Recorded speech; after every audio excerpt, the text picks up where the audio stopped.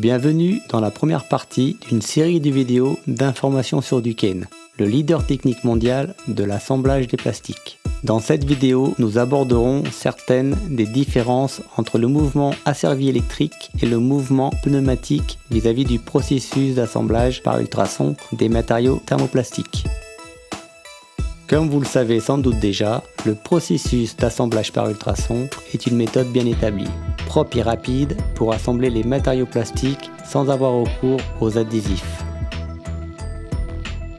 Le processus d'assemblage par ultrasons se base sur l'application d'une amplitude et d'une force pour transmettre l'énergie dans les zones spécialement désignées de votre pièce, entraînant ainsi la fonte de la zone désirée puis sa resolidification en fonction de vos spécifications prédéfinies.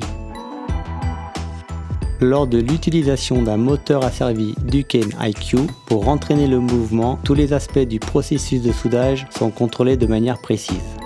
Sur cette image, nous voyons que le processus de soudage est activé à 0,1 seconde après avoir atteint une quantité de force prédéfinie.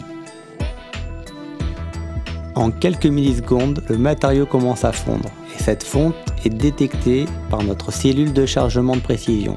Au fur et à mesure que la résistance diminue, la vitesse de mouvement augmente conformément à vos paramètres prédéfinis. Il s'agit de notre détection de fusion brevetée. À 0,4 secondes, la vitesse diminue et nous nous préparons à la phase de maintien. Dans cette application, les ultrasons sont interrompus pendant qu'une quantité de force prédéfinie reste appliquée pour optimiser la resolidification des matériaux. Ce processus contrôlé génère un assemblage plus résistant avec moins de bavure, moins de contraintes sur la zone soudée et une variation de soudure entre chaque pièce réduite de manière considérable. Le mouvement pneumatique traditionnel, quant à lui, est déterminé par la pression de l'air dans le cylindre qui rend tout contrôle de vitesse impossible. La force est appliquée en fonction de la pression de l'air et de la position de la butée mécanique. L'énergie des ultrasons est interrompue à la fin du processus de soudage, mais une quantité de force indéfinie reste appliquée jusqu'à atteindre la butée mécanique ou jusqu'au dégagement du processus.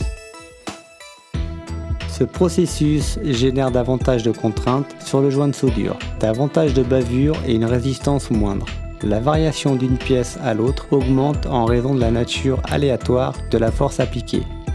Contactez votre représentant local Duquesne pour savoir comment la technologie Duquesne peut améliorer votre application.